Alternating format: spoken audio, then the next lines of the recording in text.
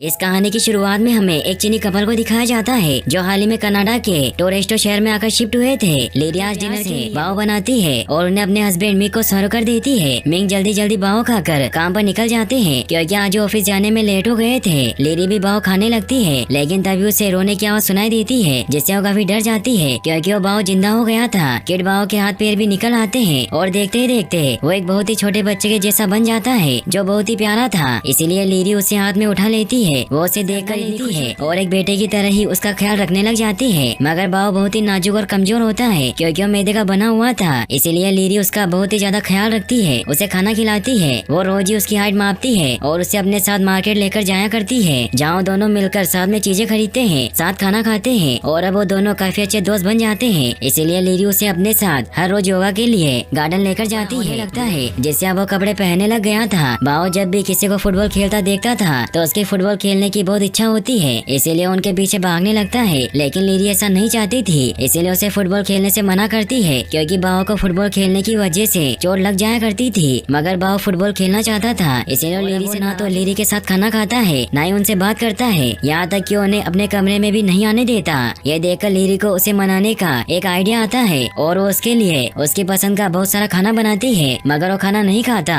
बल्कि अपने दोस्तों के साथ घूमने के लिए बाहर निकल जाता है। इससे लीरी बहुत गुस्सा हुई सारा खाना खुद ही खा लेती है। रात को जब किड बाव लौटता है तो अपनी गर्लफ्रेंड को भी साथ ले आता है जिन्होंने अब शादी कर ली थी। ये देखकर लीरी काफी परेशान हो जाती है। किड बाव अपनी वाइफ के साथ है। लीरी उसे बहुत रोकने की कोशिश करती है लेकिन वो उसकी बात नहीं सुनता जिससे लीरी रोने लग जाती है और वो किड बाव को ना चाहते हुए भी खा जाती है क्योंकि उससे दूर नहीं हो सकती थी। मगर इससे वो पूरी तरीके से टूट जाती है जिससे लीरी बहुत ही सहमी सहमी सी रहने लगी। फिर दिखाया जाता है कि एक दिन लीरी का बेटा जिन उससे मिलने आता है जो बिल्कुल किड बाव की तरह दिख रहा था, जो अपनी माँ को छोड़कर बहुत सालों पहले ही चला गया था। जिससे हमें पता चलता है कि किड बाव लीरी के दिमाग की अपने बेटे के अभाव में डेवलप की थी। जिन अपनी माँ को इस हाल में देखकर बहुत दुखी होता है और वो अंदर जाने की हिम्मत नहीं कर पाता। लीरी भी उससे काफी नाराज थी लेकिन मिंग जिन को अंदर भेज देते हैं। जिन अपनी माँ के पास भेजता है और उनसे माफी मांगकर उनके पास बर्गर रख देता है। लीरी भी अपने बेटे को माफ कर देती है और वो दोनों साथ में बैठकर बर्गर खाते हैं। दोनों बहुत खुश होते हैं और अब जिन अपनी वाइफ के साथ वापस अपने मॉम डैड के साथ रहने लग जाता है जहाँ लीरी उन सभी को